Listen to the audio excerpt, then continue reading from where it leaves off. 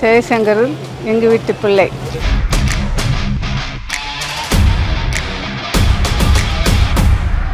மண்ணின் மைந்தர், தலைகணம் இல்லாதவர், கட்சி பேதம் இல்லாமல் பழகிற ஒரு எம்எல்ஏ அப்படின்னா நம்ம அண்ணன் ஜெயசங்கர் அவர்கள் தான்.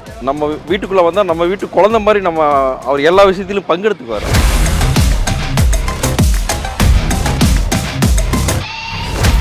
எடப்பாடி ஆட்சி பெண்களுக்கு ஒரு பாதுகாப்பான ஆட்சி மலரணும்.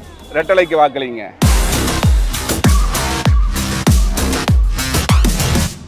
95 நான் வார்டு கழக செயலாளராக இருந்திருக்கேன். 91 எம்ஜிஆர் இளைஞரணி பொருளாளராக இருந்தேன். 2006 தொகுதி கழக செயலாளராக இருந்தேன். 2006-11 முனிசிபல் கவுன்சிலராக இருந்தேன். 2 முறை கூட்டுறவு சங்க தலைவராக இருந்திருக்கிறேன். 21 எம்எல்ஏ. அன்னையிலேருந்து இன்னை வரலும் சொல்கிறேன், தலைவர்கள் எத்தனை பேர் வேணாலும் போனால், ஆனால் தொண்டர்கள் போகிறதுக்கெல்லாம் வழியே கிடையாது. இந்த இடத்துல சொல்கிறேன், 25,000 ஓட்டுக்கு மேலே தான் இப்போ ஜெயிப்போம்.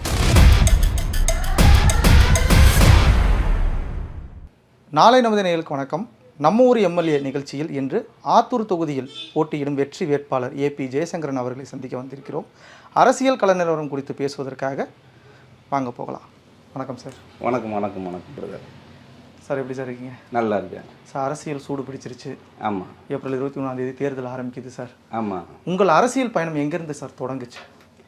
எனது அரசியல் பயணம் 1987 ஆரம்பிச்சிருக்கேன். நான் 1987 அம்மா ஜேஎனின்னு இருந்தது இல்லையா, அதெல்லாம் ஜேஎனியில் தான் நாங்கள் பயணம் செஞ்சோம்.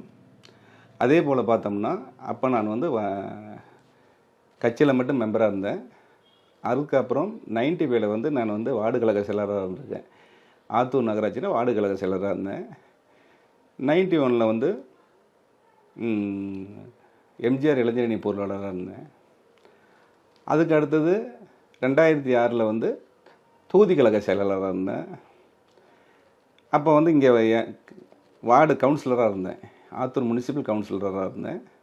2006-11 முனிசிபல் கவுன்சிலராக இருந்தேன்.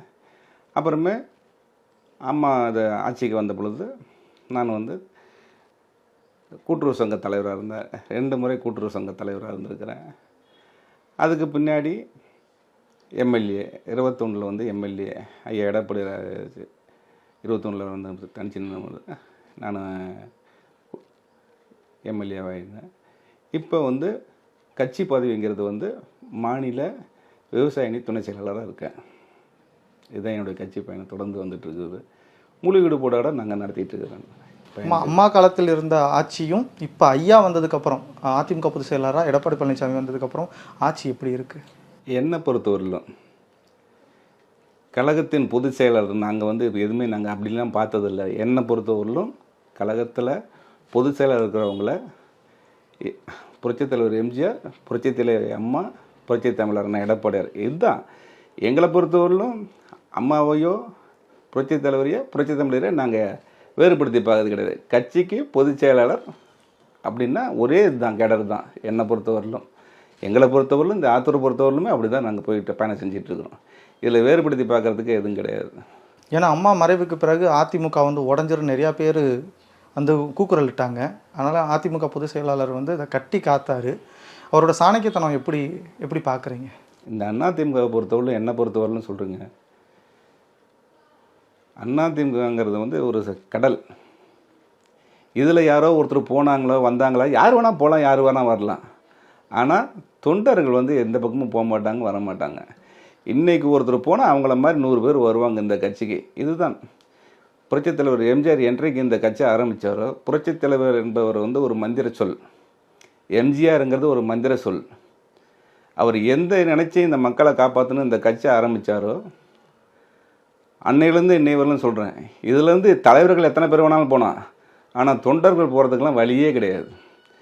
அன்னைக்கு எப்படி இருந்ததோ அதே மாதிரி தான் இன்றைக்கி செல்வாக்கு இருக்குது. எடப்பாடியாரை பொறுத்த வரையிலும் இன்றைக்கி மாபெரும் சக்தியாக இருக்கிறார். எங்களுக்கு புரட்சித் தலைவராகவும் புரட்சித் தலைவர் அம்மாவாகவும் இன்றைக்கி உருவெடுத்திருக்கிறார். இதுதான் எங்களுடைய கொள்கை. ஜெயசங்கர் எங்கள் வீட்டு பிள்ளை.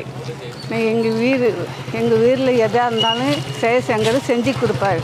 நாங்கள் எதாக இருந்தாலும் கேட்போம். டேங்கு கட்டி கொடுத்தாரு, எங்களுக்கு நைட்டு போட்டு கொடுத்தாரு ஜெயசங்கர். ஏதாவது ஒரு உதவி செய்வதுக்கு ஃபங்க்ஷன்னா போய் சொன்னால் வருவாப்படி போவாப்படி. அப்புறம் இந்த ரோடு விஷயம் இதெல்லாம் செய்ய சொன்னால் கொஞ்சம் செஞ்சு கொடுப்பாங்க. எல்லாமே செஞ்சு தராரு. வேட்பாளர் ஜெய்சங்கர் கூப்பிட்ட குரலுக்கு பொதுமக்களுடைய நலனை நாடும் பெரிய எளிமைவாதி, மண்ணின் மைந்தர், தலைகணம் இல்லாதவர், சமத்துவத்தை பேணுபவர், எடப்பாடியாரின் நலனை பொதுமக்களின் அடித்தட்டு வரை கொண்டு சேர்க்கும் உண்மையான விசுவாசி. எந்த சமயத்தில் அவரை போய் பார்த்தாலும் 24 மணி நேரத்தில் எந்த சமயத்தில் அவரை போய் வீட்டில் போய் பார்த்தீங்கன்னாலும் ஏந்திரிச்சு பதில் சொல்லுவார். என்ன முடியுமோ, இப்போ உடம்பு சரியில்லை அப்படின்னா அவரால் முடிஞ்சதை உடனே பண்ணுவார். அவர் வந்ததுக்கப்புறம் இங்கே வந்து கட்சி பேதம் இல்லாமல் பழகிற ஒரு எம்எல்ஏ அப்படின்னா நம்ம அண்ணன் ஜெய்சங்கர் அவர்கள் தான். இவர்கிட்ட எனக்கு தெரிஞ்சு நானே ஒரு 6-7 பேர்த்த உடம்பு சரியில்லாததுக்கு, ஹாஸ்பிட்டல் செலவுக்கு, படிப்பு செலவுக்கு அனுப்பிச்சி விட்டேன். முகம் சுளிக்காமல் அவரால் என்ன முடியுமோ அதை செஞ்சு கொடுப்பார். அது அவரோட இயல்பு. கட்சிக்கோசரம் இல்லாமல் நார்மலாகவே வந்து இந்த உதவணுங்கிற குணம் வந்து இயல்புலேயே அவருக்கு இருக்குது. இந்த மாதிரி ஒரு எம்எல்ஏ எங்களுக்கு கிடைச்சதுக்கு கொடுத்து வச்சிருக்கணும். ரொம்ப எளிமையானவர், பழகிறதுக்கு அவரும் ரொம்ப நல்லவர். எந்த உதவி கேட்டாலும், எப்போ போய் கேட்டாலும் உதவி செய்யக்கூடிய நல்ல மனப்பான்மை உள்ளவர். ஆளுங்கட்சி ஜெயிச்சு வந்தால் அவர் இன்னும் நமக்காக இன்னும் என்ன வேணாலும் செய்வார். நம்ம எந்த உதவி எந்த நேரத்தில் கேட்டாலும் அவர் செய்ய தயாராக இருக்கிறாரு. அதனால் ரெட்டலைக்கு அவர் ஓட்டு போட்டு அவர் ஆதரிங்க. ஆத்தூர் மக்களுக்கும் அதிமுகவுக்கும் ஒரு உறவு இருக்குது. அந்த உறவு எப்படி இருக்குது? இந்த ஆத்தூர் சட்டமன்ற தொகுதிங்கிறது வந்து பொறுத்தவரைக்கும் பார்த்திங்கன்னா அதிமுகவின் கோட்டை. ஏன் இது இந்த நேரத்தில் நான் சொல்கிறேன் அப்படின்னா, இதுக்கு நிறைய நம்ம சொல்லலாம். புரட்சித் தலைவர் எம்ஜிஆர், புரட்சித் தலைவர் அம்மாவுக்கு நேரடியாக இதில் இருந்து ஒரு எப்படின்னு சொல்கிறது அப்படின்னா, எம்ஜிஆர் வந்து இங்கே வந்திருக்காரு. எங்கே பெத்தநாயக்கபாளையம், ஆத்தூர்லாம் வந்து பார்க்கும் பொழுது அவரை பார்க்குறதுக்குன்னே ஒரு கூட்டம் இருக்கும் இங்கே.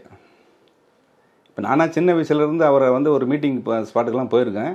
விடிகால் 4 மணிக்கு வருவார். நைட்டு 10 மணிக்கு வராருன்னு நாங்களாம் அங்கே போய் உட்காந்துருந்தோம்னா விடிகால் 4 மணிக்கு வருவார்.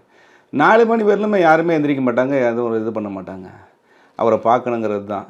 இன்னும் சொல்லப்போனால் இது விவசாயம் சார்ந்த பகுதி. பிலோ பாவர்ட்டியில் நிறைய பேர் இருக்காங்க அப்படிங்கிறது இருந்தது. பார்த்துக்கலாம். இன்றைக்கி வந்து அவங்களுடைய இதெல்லாம் வந்து வளர்ந்துருக்கு, வாழ்வாதாரம்லாம் வளர்ந்துருக்கு. அப்படின்னாலுமே கூட அந்த காலத்தில் எப்படி இருந்தாங்களோ அந்த விசுவாசமே இன்றைக்கி இந்த அதிமுக மேலே சென்று கொண்டே இருக்கிறதுனால இன்றைக்கி எவ்வளோ பெரிய ஆள் அப்படி என்னங்கிற ஒரு ஸ்டேட்டஸில் இருந்தாங்களாம் கூட அந்த பழசம் மறுக்காமல் இந்த கட்சியை வச்சுருக்காங்க. அவ்வளோதான். இன்றைக்கி இளந்தலைமுறையினர் எப்படி வேணால் இருக்கலாம், அதை பற்றி ஒன்றும் மாற்றுக்கிறது கிடையாது. இன்றைக்கி அவங்க அப்பா அம்மாலாம் வந்து பயன்பட்டுருப்பாங்க. எம்ஜிஆர் அம்மா, புரட்சித் தலைவர் அம்மா அவங்க காலத்தில் வந்து அதே மாதிரி எடப்பாடியார் காலத்தில் வந்து நிறையா பயன்பட்டுருப்பாங்க. ஆனால் அவங்க இன்றைக்கி வந்து அவங்களுடைய குழந்தைங்க வந்து பார்த்திங்க அப்படின்னாக்க வேறு இடத்துல இருந்தாங்கன்னா அதை பற்றி ஒன்றும் இல்லை. அது வந்து அது அதிமுகவையோ யாரையும் எந்த இதுலேயும் இடைஞ்சல் வராது. என்றைக்குமே ஆத்தூர் சட்டமன்ற தொகுதி அனைத்து இந்திய அண்ணா திராவிட முன்னேற்ற கழகத்துக்கு ஒரு உற்ற தோழனாக தான் நாங்கள் இருக்கிறோம் இங்கே எல்லாமே. இன்னும் சொல்லப்போனால் நாங்கள் எம்எல்ஏவாக இருக்கட்டும், தலைவர்களாக இருக்கட்டும், ஊராட்சி மன்ற தலைவராக இருக்கட்டும், நகராட்சி தலைவராக வந்து எல்லாருமே நாங்கள் இந்த பதவியில் இருந்திருக்கிறோம். யாருமே ஒருத்தர் ஒரு கான்ட்ரவர்சி பார்த்தது கிடையாது. இங்கே மக்களோட மக்களாக தான் நாங்கள் பழகுவோம், எளிமையாக தான் இருப்போம்.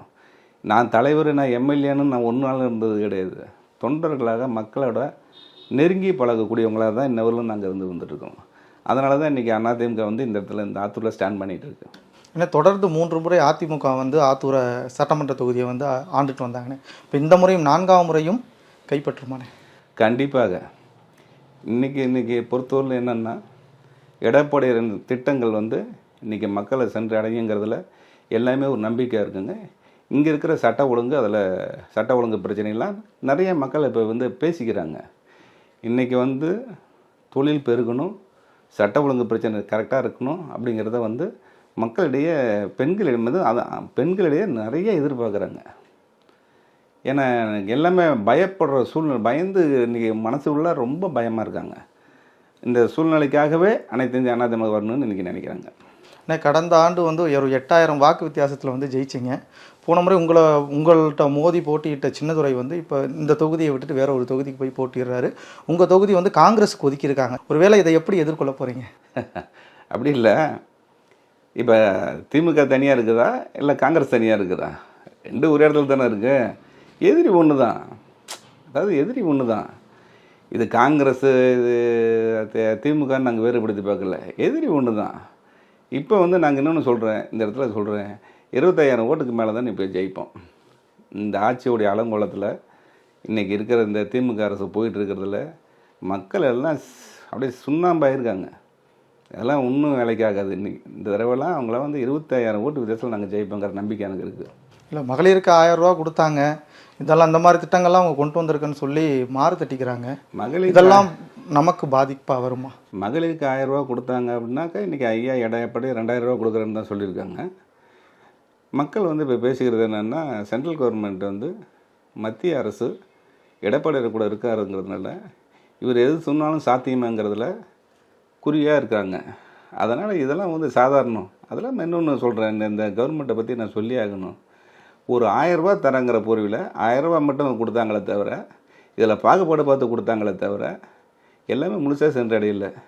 அதே போல் இந்த 1000 ரூபா கொடுத்ததுனால எது போகும் அப்படிங்கிறதுலாம் மக்கள் எவ்வளோ தூரமாக பேசிக்கிறாங்க. மக்களுடைய வரி பணத்தை எடுத்து மக்களுக்காக கொடுத்துருக்காரு ஒன்று. ரெண்டாவது வந்து முழுமையாக சென்று அடையில 2. இப்போ நாங்களே சட்டமன்றத்தில் கேட்டிருக்கிறோம், நானே கேட்டிருக்கிறேன், அனுமதி கொடுக்கல. இருந்தாலும் நாங்கள் வந்து கேட்கும் பொழுது, நீங்கள் 5000 ரூபா கொடுத்தீங்களே, இப்போ இந்த கடைசி இதுக்கு வந்து 5000 ரூபா கொடுத்தீங்களே, 3 மாதம் பிப்ரவரி, மார்ச், ஏப்ரல் கொடுத்துருக்கீங்க. அதாவது கோடைக்கால சிறப்பு தொகைன்னு ஒன்று கொடுத்துருக்குறீங்க, ரைட். இதை வந்து விடிய காலத்தில் நீங்கள் அறிவிக்கிறீங்க. ஒரு அரசு நல்லா பயணம் செஞ்சுட்டு இருக்கிற அரசுன்னு சொல்லிக்கிறீங்க, ஏன் விடிய காலையில் அதை போடணும்? ஒன்று. ரெண்டாவது வந்து பார்த்தீங்க அப்படின்னா, நீங்கள் சொன்னால் நீங்கள் கேஸ் போட்டு நிறுத்திடுவீங்க அப்படிங்கிறத மத்திய அரசு நிறுத்திடுவோம் அப்படிங்கிற யாராவது ஒருத்தர் பெட்டிஷன் போட்டு நிறுத்திடுவாங்க அப்படின்னு சொல்கிறாங்க. சரி, நிறுத்தி வச்ச 28 மாதத்துக்கு கொடுத்துருந்தா பரவாயில்லையா? கரெக்டு தானே? இப்போ மற்ற மாநிலத்தில் எல்லாமே கொடுத்தாங்க, சொன்னாங்க, கொடுத்தாங்க. ஆனால் நீங்கள் சொல்லி ஆட்சிக்கு வந்துட்டு ஏன் கொடுக்கலங்கிறது தான் இப்போ கேள்வி. 28 மாதம் நிறுத்தி வச்ச தொகையை கொடுத்துருக்கணுமா இல்லையா அவங்களுக்கு, மக்களுக்கு? அப்போ தானே அந்த திட்டம் முழுமடைஞ்சது. இதெல்லாம் வந்து இந்த மக்கள்கிட்ட ஊற்றி முழுகிற வேலைலாம் ஆகாது, இனிமேலாம் ஆகாது. இவங்க என்ன பண்ணாலும் ஆகாது. மீடியாவை வச்சு ஆட்சி, ஒரு விளம்பர ஆட்சியெல்லாம் மக்கள் இனிமேல் ஏற்றுக்கிற சூழ்நிலையில் இல்லை. ஆனால் இப்போ வந்து நீங்கள் கடந்த 5 ஆண்டுகளாக வந்து இந்த தொகுதி மக்களுக்கு என்னென்ன திட்டங்கள் கொண்டு வந்தீங்கன்னா மக்கள் அதை எப்படி பலனடைஞ்சாங்க? அதாவது என்னுடைய தொகுதி நிதி மட்டும்தான் நாங்கள் வந்து யூஸ் பண்ணியிருக்கோம். இந்த தொகுதி நிதியை வந்து மேக்சிமம் பள்ளி, ரேஷன் கடை, என்னுடைய தொகுதியில் ரேஷன் கடை, அதே போல் பார்த்திங்கன்னா நிழற்குடம் கட்டிருக்கிறேன், வாட்டர் டேங்க், அடிப்படை வசதி மெயினாக வந்து வாட்டர் டேங்கு. அந்த வாட்டர் டேங்க் கொடுத்துருக்குறேன். ஸ்மார்ட் கிளாஸ் ஸ்கூலுக்கு, பள்ளிக்கு ஸ்மார்ட் கிளாஸு, பிள்ளைங்களுக்கு நல்லா இருக்கணும், கல்வி நல்லா இருக்கணுங்கிற ஸ்மார்ட் கிளாஸ் அதிகம் கொடுத்துருக்குறேன். ஆர்வ வாட்டர் போட்டிருக்கிறேன். ஆனால் இப்போ 2026 அதிமுக தலைமையிலான ஆட்சி அமைஞ்சால் இந்த தொகுதி மக்களுக்கு என்னென்ன திட்டங்கள் கொண்டு வரதா ஐடியா இருக்குது? மெயினாங்க நான் ஆத்தூரை பற்றி சொல்லி ஆகணும். இந்த ஆத்தூருங்கிறது, இந்த அரசு ஆஸ்பத்திரிங்கிறது கிட்டத்தட்ட இந்த சுற்று வட்டாரத்தில் 40 கிலோமீட்டர். இன்னும் சொல்லப்போனால் கெங்கவெளியே இங்கே தான் வந்தாகணும். இந்தாண்ட ஏற்காடு தொகுதி இந்த இடம் தான் வந்தாகணும். இந்தாண்ட துறையூரில் இருக்கிறவங்க இங்கே தான் வந்தாகணும். இந்தாண்ட சின்ன சேலத்துலேருந்து கிட்டத்தட்ட ஒரு 45 கிலோமீட்டர் சுற்றுலாவில் இருக்கிறவங்க எல்லாமே பார்த்திங்கன்னா இந்த அரசு ஆஸ்பத்திரிக்கு தான் வரணும். நீங்கள் கள்ளக்குறிச்சியில் கூட ஒரு இந்தாண்ட ஒரு கள்ளக்குறிச்சி டு சேலம் அப்படிங்கிற ரோடு எடுத்திங்கன்னா, ஒரு சின்ன சேலத்துக்கு பக்கத்தில் ஒரு ஆக்சிடென்ட் நடந்தால் கூட ஆத்தூர் அரசு மருத்துவமனைக்கு தான் கொண்டு வருவாங்க. அப்படி கொண்டு வரும் பொழுது, இது நான் சட்டமன்றத்திலே நான் எடுத்து கொடுத்துருக்கிறேன், அப்படி கொண்டு வரும் பொழுது இங்கே போதிய மருத்துவர்கள் இல்லை, போதிய மருத்துவ உபகரணங்கள் இல்லை, மருத்துவ வசதிகள் இல்லை, செவிலியர்கள் இல்லை. ஏன் அப்படின்னா, இந்த அரசு அமைந்ததிலிருந்து இந்த அமைச்சர்கிட்ட, நான் துறை அமைச்சர்கிட்ட நாங்கள் வந்து சட்டமன்றத்திலே கேட்டுட்டோம். உண்மைக்கு மாறான கருத்து தான் அவர் சொல்கிறாரு. என்ன சொல்கிறேன், நாங்கள் இதெல்லாம் உங்ககிட்ட சொன்னதை அப்படியே நான் வந்து சட்டமன்றத்தில் பேசும் பொழுது எல்லாமே ஹாஸ்பிட்டலில் எல்லா ஃபெசிலிட்டிஸ் இருக்குங்கிறாரு. அதெல்லாம் இல்லை. இன்னும் சொல்லப்போனால் காய்ச்சலுக்கும் ஒரே மருந்து தான், நாய்க்கடிக்கும் ஒரே மருந்து தான், வேறு எதுக்கு போனாலும் ஒரே மருந்து தான் கொடுப்பாங்க. இந்த ஸ்டேட்டஸை நாங்கள் இங்கே ஒரு ஹாஸ்பிட்டலில் ஒரு ஆப்ரேஷன் செய்யணும் அப்படின்னா கூட, ஒரு வலி வேதனைகள் இருந்தால் கூட ஒரு நோயாளி அந்த ஆப்ரேஷன் அந்த நாளில் செஞ்சிக்க முடியாது. ஏன் அப்படின்னா, இங்கே போதிய மயக்கவியல் நிபுணரே கிடையாது. ஆத்தூர் மட்டும் இல்லாமல் சுற்று வட்டார எல்லா பகுதியிலையுமே எந்த ஒரு விசேஷனாலும் நல்லது கெட்டதுக்கு போய் பங்கெடுத்துக்கிறாரு. எல்லோருமே வந்து தான் வீட்டு பிள்ளை மாதிரி தான் அவரை நினைக்கிறோம். இன்னும் சொல்லப்போனால் அவருடைய அப்ரோச் வந்து நல்லாயிருக்கும். Is a very good contact. நல்ல ஒரு நம்ம வீட்டுக்குள்ளே வந்தால் நம்ம வீட்டு குழந்தை மாதிரி அவர் எல்லா விஷயத்திலும் பங்கெடுத்துக்குவார். அந்த மாதிரி ஒரு உறுப்பினராகவே நாங்கள் நினச்சிட்ருக்குறோம். அதனால் கண்டிப்பாக இந்த முறையும் அவர் வந்து வெற்றி பெறுவாருங்கிறத நம்பிக்கையோடு தெரிவிச்சுக்கிறோம். பெற்றவர் தொகுதியில் மிக நல்ல பேர் இருக்கிறதுனால எந்தவித ஒரு பாகுபாடு பார்க்காம எந்த விதமான மக்கள் விரோத செயலில் ஈடுபடாதனால இப்போ போகிற இடத்துல பார்த்தீங்கன்னா நீங்களே இப்போ பார்த்துருப்பீங்க, மக்கள் அமோக வரவேற்பும் ஆதரவும் கொடுக்குறாங்க. அதனால் கடந்த முறையை விட இந்த முறை 20,000 வாக்கு வித்தியாசத்தில் நிச்சயமாக அவர் வெற்றி பெறுவார். எல்லாத்துக்கும் மேலே வந்து கடந்த முறை இருக்கக்கூடிய இந்த 5 ஆண்டு ஆட்சியில் வந்து குறிப்பாக ஆத்தூர் சட்டமன்ற தொகுதிக்கு ஆளுங்கட்சிங்கிற தரப்பில் எந்தவித மக்கள் நலப்பணிகளும் மேம்படுத்தப்பட முடியலை. இப்போ எங்களுக்கு எல்லாம் என்ன வேணும் அப்படின்னு கேட்டிங்கன்னா, எலெக்ஷன் ரிசல்ட் வர அன்னைக்கு அவர் எத்தனை வாக்குகள் வித்தியாசத்தில் ஜெயிக்க போகிறாங்கங்கிறத நாங்கள் எதிர்பார்த்துட்டு இருக்கிறோம். அதே மாதிரி மக்கள் எல்லாமே போகிற இடமெல்லாம் அமோக ஆதரவு அவருக்கு. இந்த மாதிரி ஒரு எம்எல்ஏ ஆளுங்கட்சியில் இருந்திருந்தால் இன்னும் நமக்கு நல்லா நிறையா நடந்திருக்குமே அப்படிங்கிற மாதிரி மக்கள் எல்லாமே எதிர்பார்க்குறாங்க. இப்போ நாங்கள் போய் இப்போ ஓட்டு கேட்குற எல்லா இடத்துலையுமே எல்லாம் சொல்கிறாங்கன்னா, அண்ணா நம்ம ஆட்சியாக இருந்திருந்தால் இந்நேரம் எவ்வளோ பிரச்சனை இருந்துருந்தோம். இப்போ வரும்போது கூட சொன்னாங்க, ஒரு ரோடை காமிச்சு ரோடு பாருங்கண்ணா இப்படி இருக்குது, நீங்கள் நம்ம ஆட்சியாக இருந்திருந்தால் இந்நேரம் இந்த ரோடை போட்டு கொடுத்துருப்பீங்க அப்படின்னு சொல்கிறாங்க. அதே நேரத்தில் ஜெய்சங்கர்கிட்ட நாங்கள் இன்னும் ஒரு சில இந்த கோட்டை மக்கள் சார்பில் ஒரு சில கோரிக்கைகளை வைக்கிறோம். பஸ் ஸ்டாண்ட்லேருந்து உள்ளே வரத்துக்கு ஒரு பாதை இருக்குது. அதில் நிறைய இந்த கோட்டை வந்து இன்னும் கொஞ்சம் தொல்பொருள் ஆராய்ச்சி கழகம் எடுத்துக்கிட்டனால இந்த விற்கவோ இல்லை வளர்க்கவோ நிறையா விற்கவோ இல்லை வாங்கவோ முடியலை. அந்த மாதிரி ஒரு சூழ்நிலைலாம் இருக்குது. இந்த கோட்டையினுடைய வளர்ச்சிக்கு அவர் கொஞ்சம் செஞ்சு கொடுங்கிறது எங்களோட கோரிக்கையாக வைக்கிறோம் கோட்டை மக்கள் சார்பாக. இந்த விவசாயிகள், இந்த ஏரியா ஃபுல்லாகவே விவசாயிகள் சார்ந்த ஒரு பகுதியாக இருக்குது. அதிமுக காலத்தில் வந்து மாண்புமிகு எடப்பாடியார் வந்து நிறையா திட்டங்களை கொண்டு வந்தார். அந்த மாதிரி திட்டங்களுக்கு இங்கே இப்போ இருக்கிற திமுக அரசு எதுவும் தடை போட்டாங்களா, இல்லை விவசாயிகளுக்கு ஏதாவது இந்த அரசு ஏதாவது பண்ணியிருக்காங்களா? அதாவது எடப்பாடியார் அரசுக்கும் இந்த அரசுக்கும் ஏகப்பட்ட டிஃப்ரென்ஸ் இருக்குது. இதில் என்ன சொல்லணும்னா, எடப்பாடியார் வந்து விவசாயி, பேசிக் வந்து விவசாயி, அப்புறமே தான் அவர் அரசியல்வாதி. ஸ்டாலின் அவர்களுக்கு வந்து என்னென்னு தெரியாது, விவசாயத்தை பற்றி என்னென்னு தெரியாது, விவசாயம் அறியாதவர். அந்த துறை சார்ந்த அமைச்சர் தான் அதெல்லாம் பார்க்கணும் அப்படின்னாக்கா அவங்க எந்த ஒரு நோக்கிலையும் இல்லை. குறிப்பிட்டுனா நிறையா சொல்லலாம், விவசாயத்தை சார்ந்த பணிகள் எல்லாம் சொல்கிறான். அதாவது இன்றைக்கி வேளாண்மை துறைன்னு அவங்க ஒரு பட்ஜெட் போட்டாங்க, வேளாண் பட்ஜெட்னு போட்டாங்க. வேளாண் பட்ஜெட்டில் வந்து மின்சாரத்துறை, போல் வேளாண்மை பொறியியல் துறை, வேளாண் துறை, அப்புறம் இந்த உழவர் சந்தை, இது மாதிரி எண்ணற்ற ஒரு இதெல்லாம் சேர்த்து ஒருங்கிணைத்து தான் ஒரு 10 துறையை ஒன்று சேர்த்து தான், நீர்வளத்துறை, பிடபிள்யூடி இதெல்லாம் ஒன்று சேர்த்து தான் இவங்க வந்து ஒரு பட்ஜெட் போடுறாங்க. ஆனால் எடப்பாடியார் அம்மா ஆட்சி காலத்திலலாம் பார்த்தீங்க அப்படின்னாக்கா இது ஒவ்வொன்றுக்கும் தனித்தனியாக பட்ஜெட் போடுவாங்க, ஒவ்வொரு துறைக்குமே தனித்தனியாக பட்ஜெட்டுங்க. இவங்க 10 துறையை இணைச்சி வேளாண் பட்ஜெட்னு போட்டு மக்களை ஏமாத்துறதுக்கோசரம், ரைட், அது கூட ஒத்துக்கலான்னு வச்சுக்க. வேளாண்மை பட்ஜெட்டில் போட்டு, அதாவது இன்றைக்கி வந்து ஒரு குறிப்பாக சொல்கிறேன்னே, அட்வான்டான ஒரு இது கொடுக்குறாங்கன்னு வச்சுங்களேன், ஒரு மக்காச்சோள விதை கொடுக்குறாங்க. அந்த விவசாயி அந்த மக்காச்சோள விதையை போடும் பொழுது, விதையை போடுறாங்க இல்லையா, அந்த விதை போடும் பொழுது அது சரியாக வளர்கிறது கிடையாது. அந்த வளர்ந்தாலும் அது கருது வரும் பொழுது அதில் ஒன்றும் மணி இருக்கிறது கிடையாது. அவங்க வந்து ஒரு உரம் கொடுக்குறாங்க, கடல் பாசின்னு ஒரு உரம் கொடுப்பாங்க, இயற்கை உரம் அப்படின்னு கொடுப்பாங்க. அந்த இயற்கை உரத்தை வந்து போட்டால் எதுவுமே விளையாது, வெறும் மண் மட்டும்தான் இருக்குதுன்னு விவசாயிங்கக்கிட்ட ஒரு அவங்க ஏற்றுக்கிறதே கிடையாது விவசாயிங்க. கடல் பாசியை போட்டு இன்றைக்கி எதுவும் ஆகிறதில்ல. நம்ம ஆட்சி காலத்தில், எடப்பாடி ஆட்சி காலத்தில் பார்த்தீங்கன்னு வச்சிங்களேன், தரமான உரம் கொடுத்தாரு.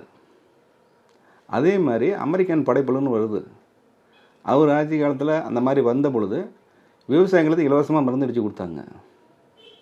ரெண்டாவது வந்து பார்த்தீங்க அப்படின்னாக்கா, நீங்கள் பட்டா செட்டாக போய் எந்த கடையில் கொடுத்து விதை வாங்கிக்கலாம், அதேமாதிரி பட்டா செட்டாக கொடுத்தீங்கன்னா எந்த இதில் வேணாலும் மருந்துக்கு இது வாங்கிக்கலாம், நீங்கள் மானியம் வாங்கிக்கலாம்.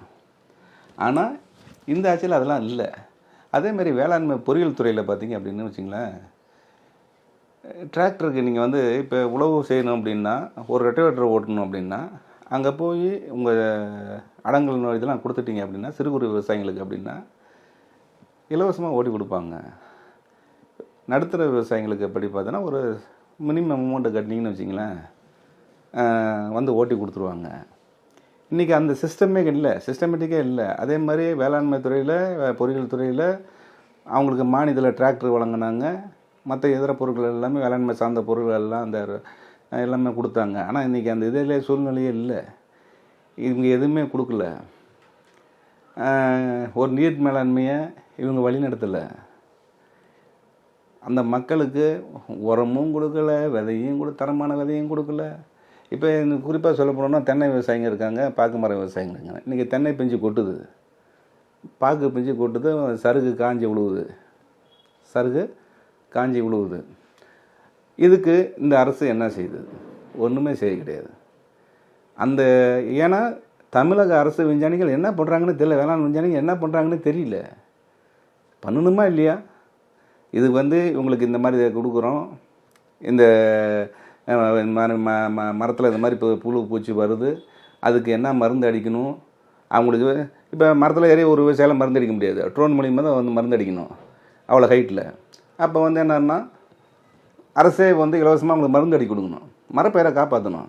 இல்லை, அதிமுக காலத்தில் வந்து கலெக்டர் இது சம்மந்தமாக ஒவ்வொரு விவசாயிகளை சந்தித்து இந்த மாதிரி பூச்சி மருந்து அடிங்க அப்படிலாம் சொல்லுவாங்க. இந்த சமயத்தில் இந்த கலெக்டர் இந்த மாதிரி விசிட்லாம் பண்ணாங்களா? அதெல்லாம் எதுவும் இல்லைங்க, அதெல்லாம் எதுவுமே இல்லை. அதாவது ஒன்றுன்னு சொல்கிறேன்னே, காஞ்சதுக்கும் எதுவும் ஒரு நிவாரணம் கொடுக்கல, பேஞ்சு அழிஞ்சதுக்கும் ஒரு நிவாரணமும் கொடுக்கல. சரி, அதிமுக ஆட்சி அமைந்தால் நீங்கள் சட்டமன்றத்துக்குள்ளே போனீங்கன்னா வேளாண் விவசாயிகளுக்கு முதல் குரலாக என்னவாக இருக்கும் உங்களுக்கு? மும்முனை மின்சாரம் கரெக்டாக கொடுப்போம். எடப்பாடி ஆட்சி இருந்த வரலும் 21 வரலும் விவசாயிகளுக்கு மும்முனை மின்சாரம் கொடுத்தாங்க. இப்போ மும்முனை மின்சாரம் கிடையாது. நீங்கள் ஆத்தூர் சட்டமன்ற தொகுதி எடுத்தோம்னா கிராம பகுதியில் இவங்க மும்முனை மின்சாரமே கொடுக்கறது கிடையாது. அதாவது நைட்டு கொடுப்பாங்க. இவங்க எந்த டைம்னு கூட அதுக்கு கூட கொடுத்தாலுமே ஒரு டைம் வச்சு கொடுக்கலாம். இவங்களோட கொடுத்துருந்தா கூட அவங்க சந்தோஷப்பட்டுருவாங்க. ஆனால் அந்த டைம் வச்சே கொடுக்க மாட்டாங்க. திடீர்னு 1 மணி நேரம் கொடுத்து நிறுத்திடுவாங்க, அப்புறமே 2 மணி நேரம் விட்டுருவாங்க. அதாவது ஒரு தண்ணி ஃப்ளோ ஆகும்போது தான் அது இப்போ ஓடி பாயும். இப்போ ஃப்ளோ ஆகி மறுபடியும் பாயிறதுங்கிறது அடுத்த விஷயம் ஆகாது. ரெண்டாவது நைட்டில் நீங்கள் கொடுத்தீங்கன்னா இருக்க ஜீவராசிகள் தொல்லை இருக்குது, பாம்பு புழு பூச்சி இதெல்லாம் தொல்லை இருக்குது. நிறைய பேர் வந்து இறக்கவும் நேர்றாங்க. அதனால் மும்முனை மின்சாரம் 24 மணி நேரமும் விவசாயிகளுக்கு வழங்கணும், வழங்கிடுவோம்.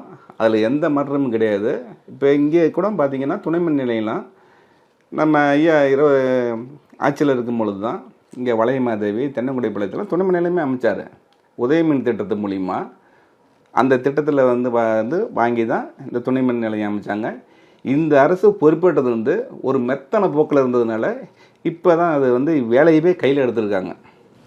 அதிமுகவின் தேர்தல் வாக்குறுதிகள் எப்படி இருக்குது, மக்கள் அதை எப்படி பார்க்குறாங்க, நீங்கள் எப்படி கொண்டு போய் சேர்க்குறீங்க? இல்லை, இன்றைக்கி அவங்க வந்து கேட்குறது பார்த்தீங்க அப்படின்னாக்க எல்லாத்துக்குமே இருக்குது. விவசாயம் சார்ந்ததுக்கு எல்லாமே கொடுத்துருக்காரு. அதே போல் இன்னொன்று வந்து இந்த கல்வி கடன் ரத்துன்றாங்க இல்லையா, உண்மையுமே சார் இதெல்லாம் ரொம்ப எக்ஸலண்ட்டான திட்டம். இந்த கல்வி கடனை வந்து ரத்து பண்ணிட்டாங்க அப்படின்னாக்கா, இன்னொன்று சொல்கிறேன், இந்த எங்கள் தொகுதியில் இருக்கிற இளைஞர்கள்லாம் பார்த்தீங்கன்னா எஸ்சி எஸ்டி இளைஞர்கள்லாம் பார்த்தீங்கன்னாக்கா கொஞ்சம் பின்தங்கிய நிலையில் தான் இருக்கிறாங்க. அப்படின்னாக்கா அவங்க படிக்கும்போதே ஒரு கல்வி கடன் வாங்கி படிக்கிறாங்க. கல்வி கடன் வாங்கி படித்து இப்போ அவங்க வேலைக்கு போகல, சிபில் ஸ்கோர் குறைஞ்சிருக்கு. அதனால் அவங்களுக்கு வேறு எதுவும் போக முடியாது. இப்போ அந்த தாட்கோ நிறுவனம் இருக்குது இல்லையா, அந்த தாட்கோ நிறுவனம் மூலம் அவங்களுக்கு வேறு ஒரு லோனு ஏதோ ஃபெசிலிட்டிஸ் ஏதோ கொடுத்தாங்கன்னா அவங்க ஒரு முதலீட்டாளர்களாகி ஒரு பால் பண்ணையோ இல்லை ஆட்டு பண்ணையோ இல்லை கோழி பண்ணையோ வச்சு அவங்களாம் ஒரு சம்பாதிக்கலாம், அவங்க வாழ்வாதாரத்தை வந்து பெருக்கிக்கலாம். ஆனால் இந்த அரசு வந்து அந்த இதையே மூடிடுச்சு. கடந்த 5 ஆண்டுகளில் திமுகவோட செயல்பாடுகளுக்கு எத்தனை மார்க் கொடுப்பீங்க சார்? இது ஒரு விளம்பர மண்டல் சார். இது சார் ஒன்று ரியல் ஒன்று இருக்குது, ரீல் ஒன்று இருக்குது. இது வந்து ரீல் அரசாங்கம். ரியல் கவர்மெண்ட்டுங்கிறது வந்து எடப்பாடியார் கவர்மெண்ட்டு, ரியல் கவர்மெண்ட்டுங்கிறது டிஎம்கே கவர்மெண்ட்டு. சார், 2026 தேர்தலில் வெற்றி பெற்று மக்கள் பணி செய்ய நாளை நமது சார்பாக வாழ்த்துக்கள் சார். நன்றிங்க.